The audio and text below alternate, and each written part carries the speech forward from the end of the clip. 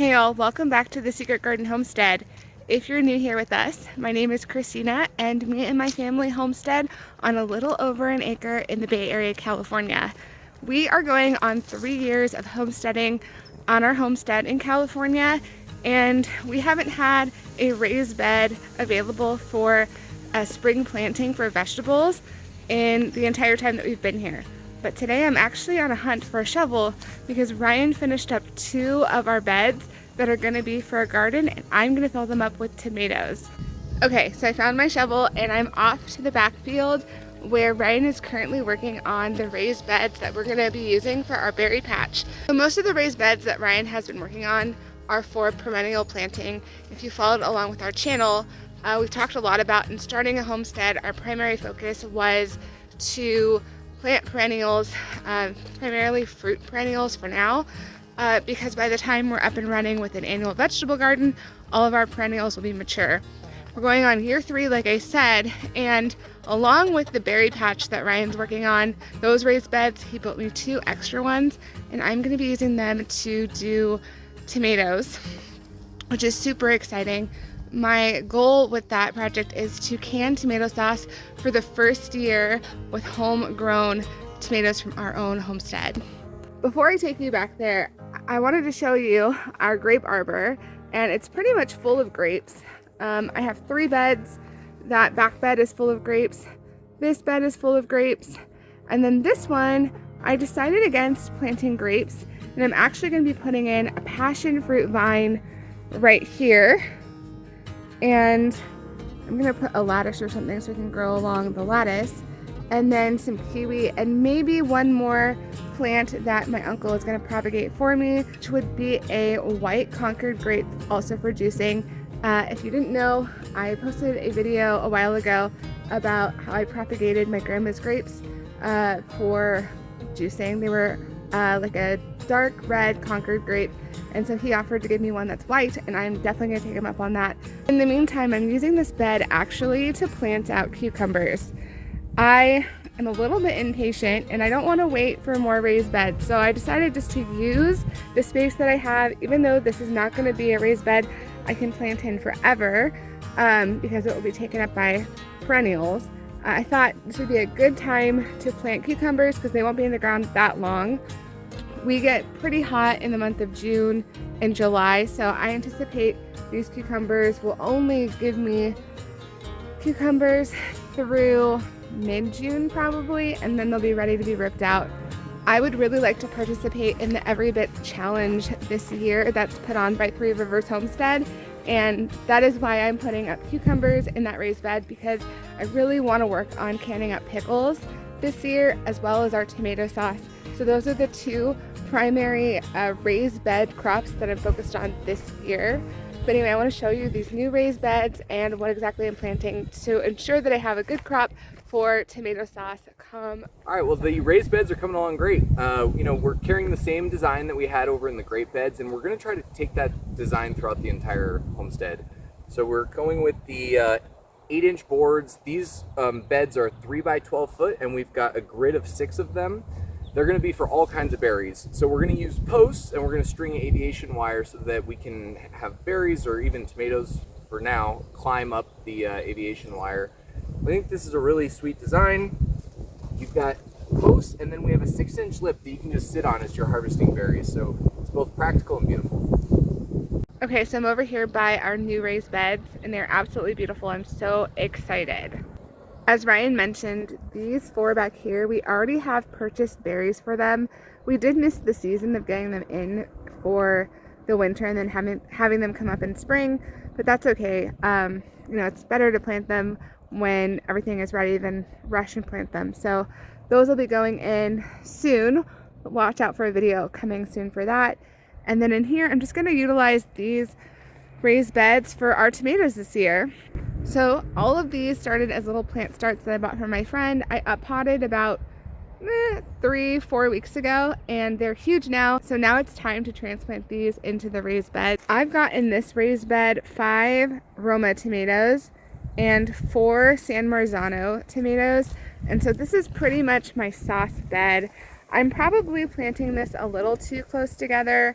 But it's okay. A lot of this is compost, as well as some topsoil, but a lot of it's rich soil and it's brand new, so I think it can help the plants get the nutrients that it needs. And then over here I have a hodgepodge. I have 2 San Marzanos, a Brandywine. These are indeterminate tomatoes, so they're going to grow really tall. So that aviation wire that Ryan was talking about is going to be really helpful in order to clip these up, I don't know, 6-7 feet tall if they need to be. I have 2 black crims, and then I have 3 tomatillos. If you didn't know this, if you're going to buy a tomatillo plant, make sure to buy 3, because they need at least 1 other tomatillo to pollinate them. And if you buy 2 and 1 gets broken or eaten or something happens, then you only have 1, and then you won't get any tomatillos. So I always buy 3. 3 seem to be doing just fine, but I'd rather have more tomatillos than no tomatillos, so that's what I ended up doing, is buying 3.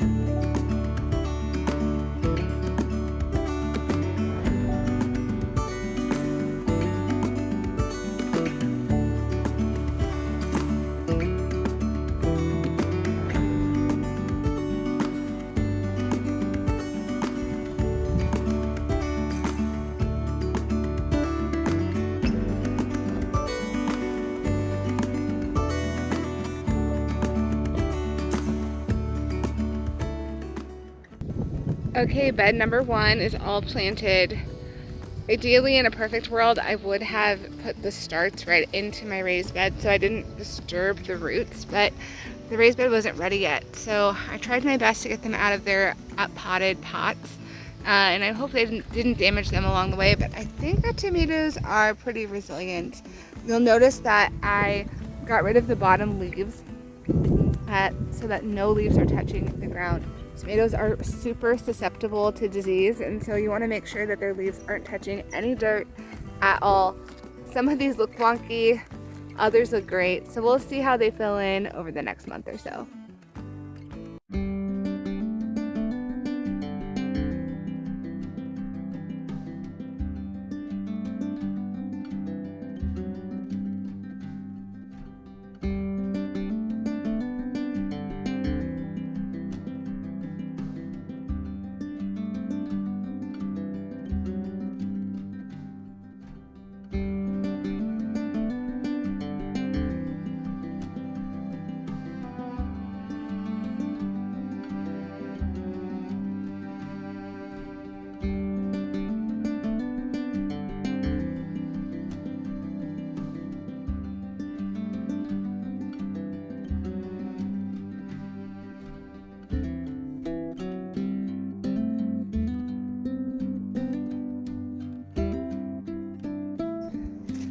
All right, the second bed is officially done.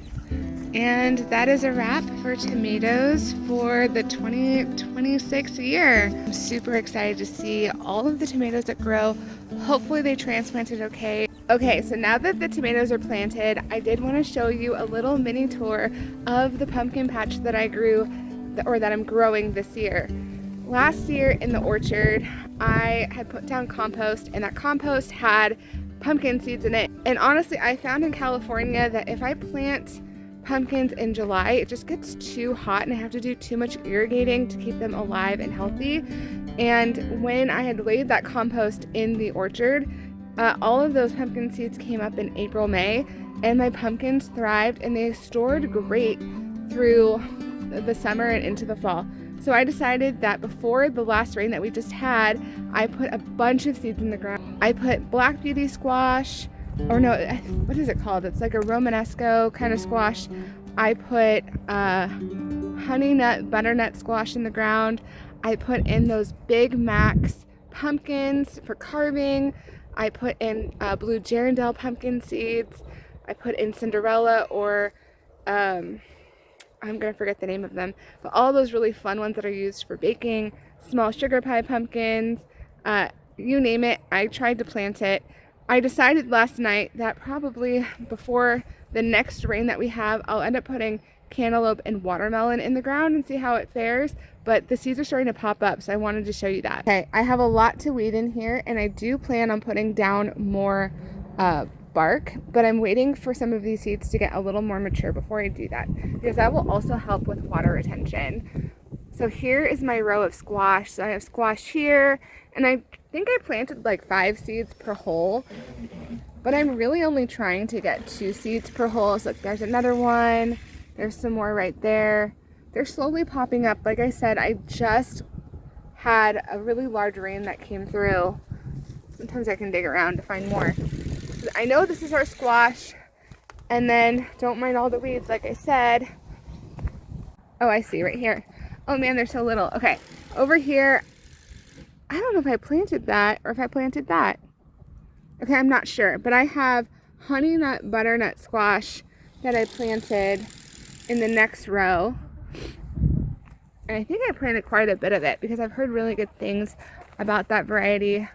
I don't know. Oh, yeah. Here's some more. Everything's still kind of coming up. It's a little bit of a surprise of what's going to be popping up and what's not. Oh wait, here's some more. Okay, I didn't quite hit the straight line. Oh, I see. Okay, so here's more of them. Here's more of them. I have a couple over there. They're kind of all scattered. As they come up, they're going to be way more identifiable. And then back here, I have all of the specialty type pumpkins that are popping up.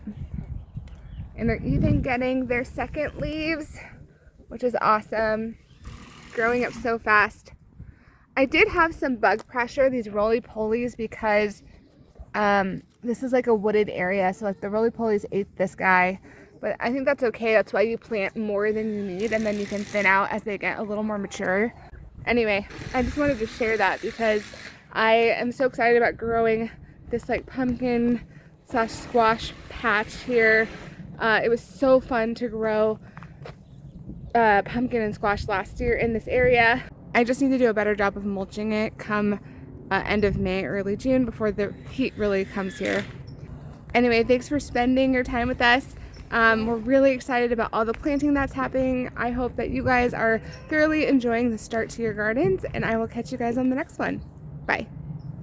And I will catch you guys on the next one. Bye.